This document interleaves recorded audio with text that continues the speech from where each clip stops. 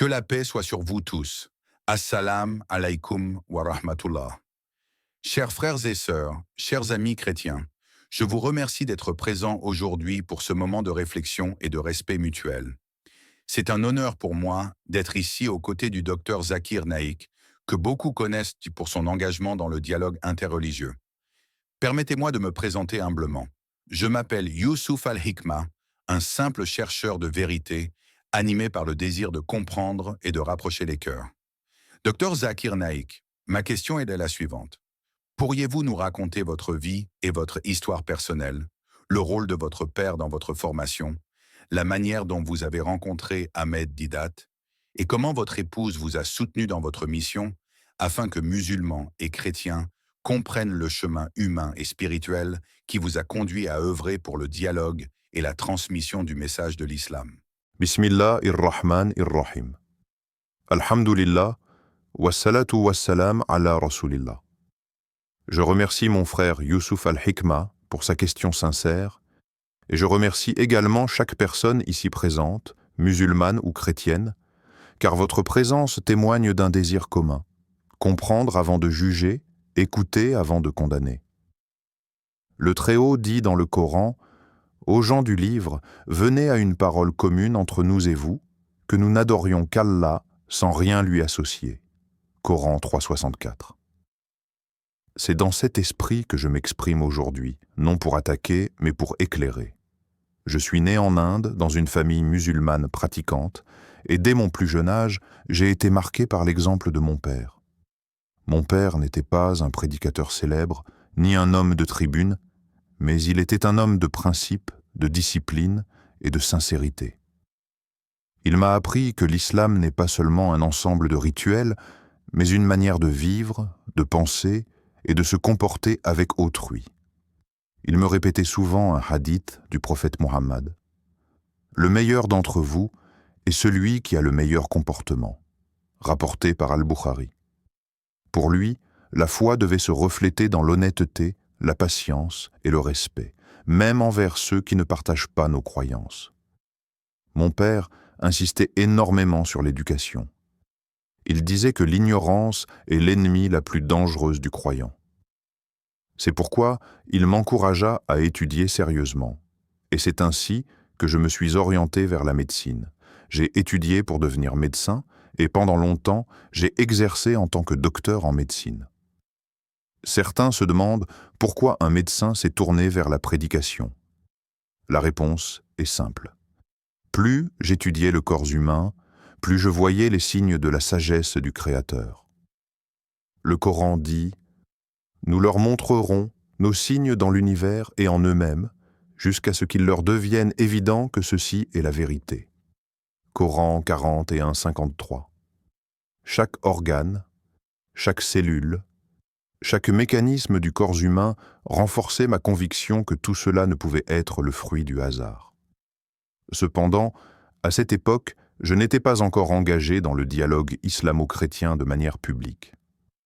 C'est là qu'intervient une étape décisive de ma vie, ma rencontre, même indirecte au départ, avec le frère Ahmed Didat, qu'Allah lui fasse miséricorde. Avant même de le rencontrer personnellement, j'ai découvert ses conférences, ses débats, ses livres. J'ai été profondément impressionné par sa maîtrise des textes bibliques et coraniques, mais surtout par sa méthode. Il ne criait pas, il n'insultait pas, il argumentait avec des sources. Il appliquait parfaitement l'ordre d'Allah. Appelle au chemin de ton Seigneur avec sagesse et bonne exhortation et discute avec eux de la meilleure façon. Coran 1625. Quand j'ai finalement eu l'occasion de rencontrer Ahmed Didat, ce fut pour moi un moment déterminant. Je me souviens encore de sa simplicité. Il n'agissait pas comme une star, mais comme un serviteur de la vérité. Il m'a posé une question qui a changé le cours de ma vie. Zakir, si tu sais que l'islam est vrai, pourquoi ne consacres-tu pas ta vie à le défendre intellectuellement? Cette question résonna en moi comme un appel. J'ai alors compris que la médecine soignait les corps, mais que la dawa pouvait, par la permission d'Allah, toucher les cœurs et les esprits. Ahmed Didat m'a encouragé à étudier comparativement les religions, non pas pour humilier les autres, mais pour montrer la cohérence du monothéisme pur. Il me disait souvent « Respecte toujours ton interlocuteur, même si tu réfutes ses idées ».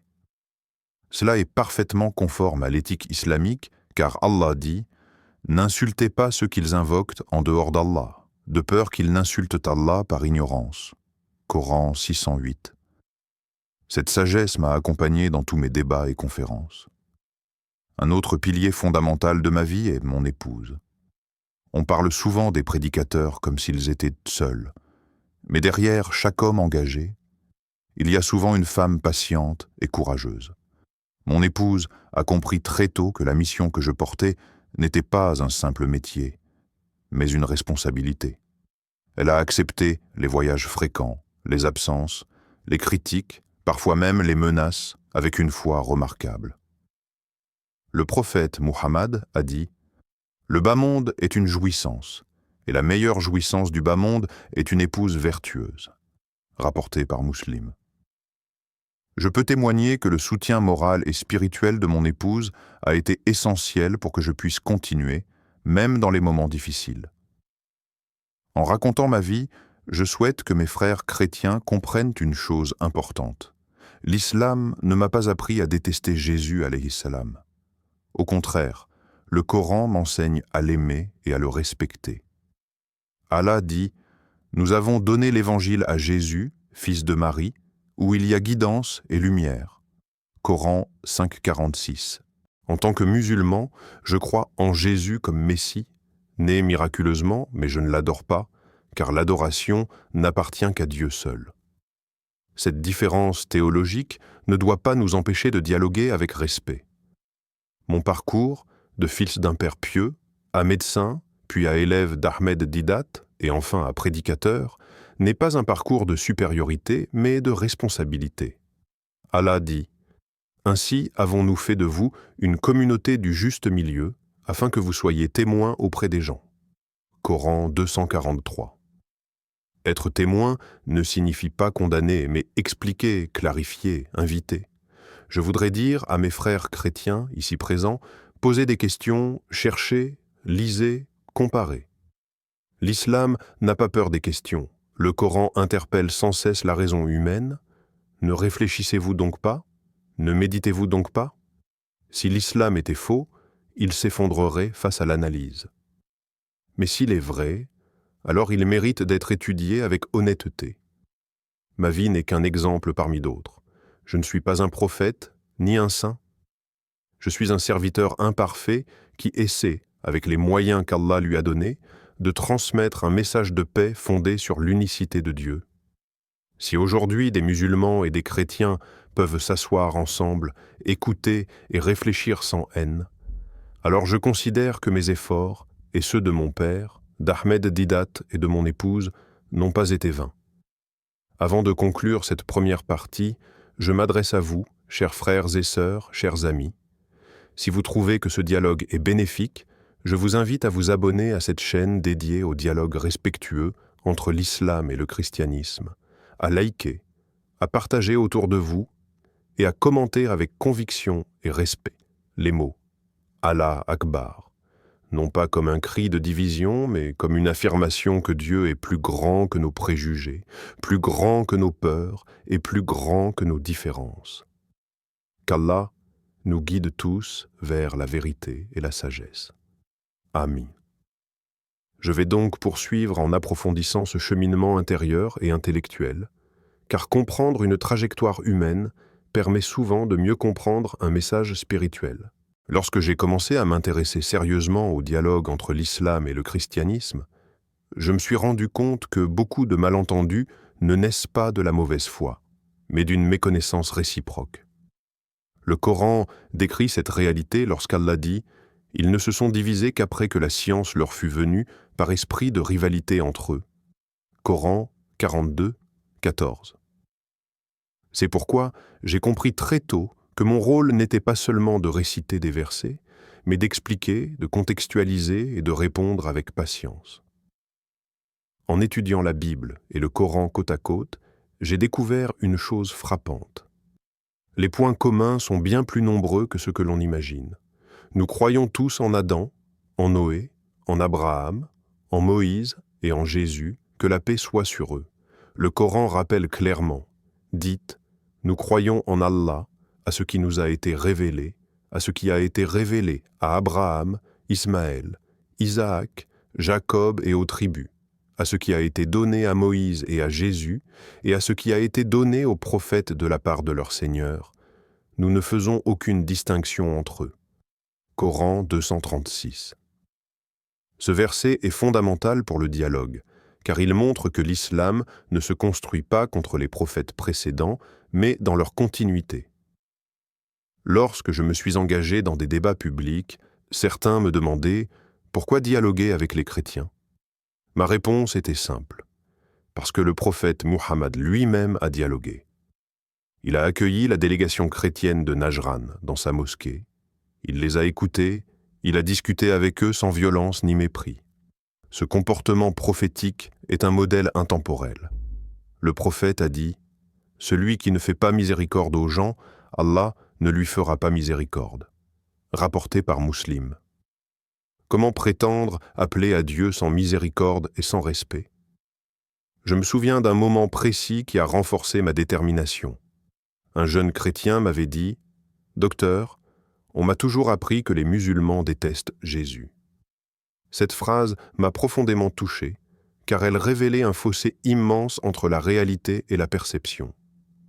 Je lui ai alors récité le verset où Allah dit à propos de Jésus et de sa mère « Ô Marie, Allah t'a élu et purifié, et il t'a élu au-dessus des femmes des mondes. » Coran 3,42. Je lui ai expliqué que, pour un musulman, nier Jésus serait sortir de l'islam. À ce moment-là, j'ai vu dans ses yeux un mélange de surprise et de soulagement. C'est là que j'ai compris que le dialogue n'est pas une faiblesse, mais une nécessité. Dans ce parcours, le souvenir de mon père m'accompagnait constamment. Il me disait « Ne cherche jamais à gagner un débat, cherche à transmettre la vérité. » Cette phrase a guidé toute ma méthodologie. Gagner un débat peut flatter l'ego, mais guider une personne vers une meilleure compréhension est une œuvre qui dépasse l'individu. Allah nous rappelle « Tu n'es pas celui qui guide qui tu veux, mais Allah guide qui il veut. » Coran 28, 56. Ainsi, je n'ai jamais prétendu convertir qui que ce soit. Je me suis contenté de présenter le message de manière claire et rationnelle. Ahmed Didat, qu'Allah lui fasse miséricorde, insistait beaucoup sur l'utilisation des textes eux-mêmes. Il disait « Si tu parles à un chrétien, parle avec la Bible. Si tu parles à un musulman, parle avec le Coran. » Cette approche m'a profondément marqué. Elle montre un respect intellectuel. On ne caricature pas la croyance de l'autre, on la comprend à partir de ses propres sources. C'est exactement ce que le Coran encourage lorsqu'il dit « Apportez votre preuve si vous êtes véridique » Coran 211. Le dialogue devient alors un échange de preuves et de raisonnements, non un affrontement émotionnel. Mon épouse, de son côté, me rappelait constamment l'importance de l'intention. Elle me disait « Si ton intention est sincère pour Allah, il t'ouvrira des portes. Si ton intention est la renommée, il te laissera à toi-même. » Cette parole simple avait un impact immense. Dans un monde où les réseaux et la visibilité peuvent facilement détourner l'intention, ce rappel était essentiel. Le prophète a dit « Les actes ne valent que par leur intention » rapporté par Al-Bukhari et Muslim. Ainsi, chaque conférence, chaque débat, chaque intervention devait être précédée d'une introspection sincère. En élargissant la réflexion, je dirais que le dialogue islamo-chrétien n'est pas seulement une question théologique, mais aussi une question humaine. Nous vivons dans un monde où les conflits religieux sont souvent instrumentalisés. Or, le Coran affirme clairement « Allah ne vous interdit pas d'être bienfaisant et équitable envers ceux qui ne vous ont pas combattu pour la religion. » Coran 60, 8. Ce verset établit un principe fondamental de coexistence pacifique. Il montre que l'islam ne prône pas l'hostilité aveugle, mais la justice et la bonté.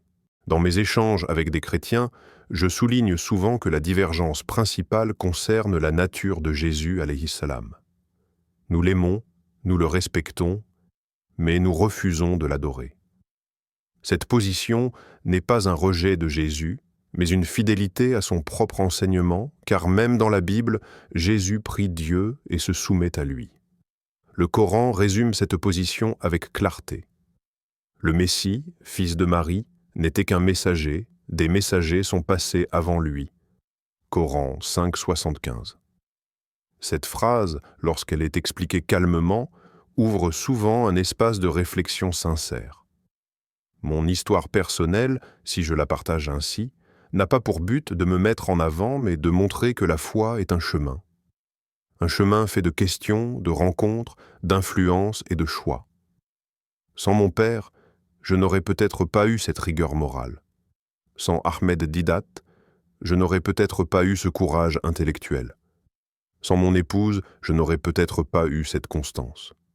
Et sans le Coran, je n'aurais pas eu cette boussole spirituelle. Je tiens également à dire aux jeunes musulmans présents que le dialogue ne signifie pas compromis sur les principes. Être respectueux ne veut pas dire diluer sa foi. Le Coran nous ordonne d'être fermes sur la vérité tout en étant doux dans la manière. Allah dit à Moïse et à Aaron lorsqu'il les envoie vers Pharaon, « Parlez-lui avec douceur, peut-être se rappellera-t-il ou craindra-t-il. » Coran 20,94. Si la douceur est recommandée même face à Pharaon, combien plus devrait-elle l'être face à nos voisins chrétiens? En poursuivant cette réflexion, je dirais que ma vie m'a appris une leçon essentielle. La vérité n'a pas besoin de colère pour s'imposer. Elle a besoin de clarté, de patience et de cohérence. Lorsque l'islam est présenté tel qu'il est, avec ses textes, sa logique et sa spiritualité, il parle de lui-même.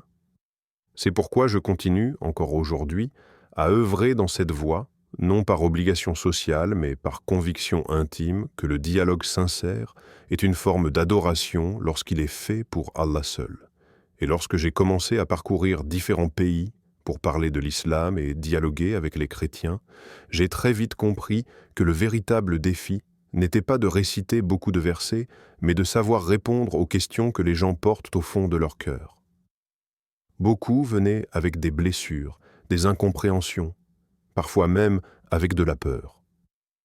Le Coran reconnaît cette diversité des cœurs lorsqu'Allah dit « Parmi les gens du livre, il y a ceux qui croient en Allah et au jour dernier, qui ordonnent le bien et interdisent le mal, et qui se hâtent vers les bonnes œuvres. » Coran 314. Ce verset montre que la réalité humaine est nuancée et que le dialogue doit l'être aussi. En approfondissant l'étude comparative, j'ai constaté que l'une des plus grandes confusions concerne la notion de révélation. Beaucoup de chrétiens pensent que les musulmans rejettent la Bible dans son ensemble, ce qui est faux. Le musulman croit que la Torah et l'Évangile ont été révélés à Moïse et à Jésus, paix sur eux. Mais il croit aussi que les textes actuels ont connu des modifications humaines. Cette position n'est pas une insulte, mais une analyse historique et textuelle. Le Coran l'exprime avec mesure. Malheur à ceux qui écrivent le livre de leurs propres mains, puis disent « Ceci vient d'Allah ». Coran 2,79. Lorsque cette idée est expliquée calmement, sans mépris, elle ouvre souvent un espace de réflexion sincère, même chez ceux qui ne sont pas d'accord. Mon père m'avait appris à ne jamais ridiculiser la foi de l'autre, car la foi, même lorsqu'elle est erronée selon notre compréhension, reste sacrée pour celui qui la porte. Il me rappelait ce principe prophétique. Le prophète Mohammed se levait lorsqu'un cortège funéraire juif passait. Quand on lui dit que c'était un juif, il répondit « N'est-ce pas une âme ?» Ce hadith m'a profondément marqué, car il montre que le respect de la dignité humaine dépasse les appartenances religieuses. Dans le dialogue islamo-chrétien, cette dignité doit être le socle. Ahmed Didat insistait également sur un point essentiel, la cohérence. Il disait que le musulman doit être le premier à appliquer ce qu'il prêche. Comment parler de justice si l'on est injuste dans sa vie quotidienne? Comment parler de vérité si l'on ment? Cette exigence de cohérence est profondément coranique. Allah dit « Ô vous qui croyez, pourquoi dites-vous ce que vous ne faites pas? C'est une grande abomination auprès d'Allah. » Coran 61, 2-3. Ainsi, mon engagement dans le dialogue n'était pas seulement intellectuel, mais aussi moral. Au fil des années, j'ai remarqué que beaucoup de chrétiens sont touchés lorsque je parle de Jésus alayhi salam avec amour et respect. Certains me disent « C'est la première fois qu'un musulman parle ainsi de Jésus. » Cela montre à quel point les stéréotypes sont puissants. Le Coran consacre tout un chapitre à Marie, Mariam, ce qui n'existe dans aucun autre livre religieux. Allah dit et mentionne dans le livre Marie lorsqu'elle se retira de sa famille en un lieu à l'Orient. Coran 19-16. Ce simple fait suffit parfois à éveiller la curiosité et à briser la méfiance. Mon épouse me rappelait souvent que chaque personne que je rencontre est une âme unique, avec son histoire, ses doutes et ses espoirs. Elle me disait de ne jamais parler comme si tout le monde était au même niveau de compréhension. Cette sagesse rejoint parfaitement l'enseignement prophétique. Le prophète disait aux compagnons de parler aux gens selon leur niveau de compréhension. Ainsi, dans le dialogue, il faut parfois expliquer lentement, parfois revenir sur des bases simples, parfois écouter plus que parler. J'ai aussi compris que le dialogue n'est pas un acte ponctuel, mais un processus. On ne change pas une perception en une seule conférence. Le Coran nous enseigne la patience dans l'appel. Endure donc avec patience, comme ont enduré les messagers doués de fermeté. Coran 46-35. Cette patience est souvent mise à l'épreuve, surtout lorsque l'on est confronté à des accusations ou à des provocations. Mais répondre avec calme est souvent plus puissant que 1000 arguments. Dans certains échanges, on me demandait pourquoi l'islam insiste autant sur l'unicité de Dieu. Je répondais que le cœur de tous les prophètes était ce message simple: adorer Dieu seul. Jésus lui-même, selon les évangiles, affirme que le premier commandement est d'aimer le Seigneur de tout son cœur. Le Coran exprime cette continuité de manière limpide. Et nous n'avons envoyé avant toi aucun messager sans lui révéler: il n'y a de divinité que moi, adorez-moi donc. Coran 20 et 1-25. Lorsque cette continuité est comprise, le dialogue prend une dimension spirituelle plus profonde. Mon parcours m'a également appris que le savoir sans humilité peut devenir un obstacle. Plus on apprend, plus on doit se rappeler que la connaissance ultime appartient à Allah seul. Le Coran dit « On ne vous a donné de la science que peu de choses ». Coran 17-85. Cette conscience protège de l'arrogance et permet de dialoguer sans écraser l'autre. Ahmed Didat, malgré son immense savoir, restait humble dans sa manière personnelle, et c'est peut-être cela qui le rendait si percutant. Je dis souvent aux jeunes musulmans que le dialogue islamo-chrétien est aussi une forme de témoignage silencieux. Votre comportement, votre honnêteté, votre respect peuvent parfois avoir plus d'impact qu'un long discours. Le prophète a dit « J'ai été envoyé pour parfaire les nobles caractères ». Ce hadith résume toute la mission prophétique et devrait être au cœur de toute démarche de dialogue. En poursuivant mon engagement, j'ai vu des personnes changer, non pas forcément de religion, mais de regard. Certains chrétiens me disaient « Je ne suis pas devenu musulman, mais je ne vois plus l'islam comme avant ». Pour moi, cela est déjà une victoire morale, car cela réduit la peur et ouvre la porte à une coexistence pacifique. Le Coran valorise cette paix lorsqu'Allah dit « La bonne action et la mauvaise ne sont pas pareilles, repousse le mal par ce qui est meilleur ». Coran 40 et 1,34. Enfin, si je continue à raconter ces expériences, c'est pour montrer que ma vie n'est pas séparée de mon message. Elle en est une illustration imparfaite, mais sincère. Le dialogue entre l'islam et le christianisme ne se construit pas seulement dans les livres, mais dans les rencontres humaines, dans l'écoute, dans la patience et dans la fidélité à Dieu. Et c'est sur cette base que j'ai continué, et que je continue encore, à parler, expliquer et dialoguer, en m'appuyant sur le Coran, la Sunna, et l'exemple de ceux qui m'ont précédé dans cette voie. Et c'est précisément à ce moment de mon parcours que j'ai compris que la transmission du message ne peut jamais être mécanique ni froide. Le Coran n'a pas été révélé comme un manuel sec, mais comme une parole vivante qui s'adresse au cœur autant qu'aux esprits. Allah dit « C'est ainsi que nous avons fait descendre le Coran en langue arabe, et nous y avons exposé toutes sortes d'exemples, afin qu'ils réfléchissent ou qu'ils leur rappellent quelque chose. » Coran 20, 113. Dans le dialogue avec les chrétiens, j'ai toujours essayé de présenter l'islam non comme une idéologie concurrente, mais comme un rappel du monothéisme pur prêché par tous les prophètes. En approfondissant mes échanges, j'ai remarqué que beaucoup de questions revenaient sans cesse. Pourquoi l'islam insiste-t-il autant sur l'unicité absolue de Dieu? Pourquoi rejette-t-il la Trinité? Et pourquoi Muhammad est-il considéré comme le dernier messager? À chaque fois, je revenais à une méthode simple, laisser le Coran s'exprimer lui-même. Allah dit clairement, dit, il est Allah, unique. Allah, le seul à être imploré pour ce que nous désirons. Il n'engendre pas et n'est pas engendré. Et nul n'est égal à lui. Coran 112, versets 1 à 4. Ce passage, court mais puissant, résume toute la théologie islamique. Je l'expliquais en montrant qu'il ne s'agit pas d'une négation agressive, mais d'une affirmation claire de la transcendance divine. Mon expérience m'a également appris que beaucoup de chrétiens sont surpris par la place accordée à la raison en islam.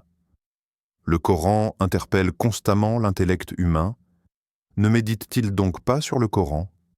Coran 4,82. Cette invitation à réfléchir est au cœur de mon approche.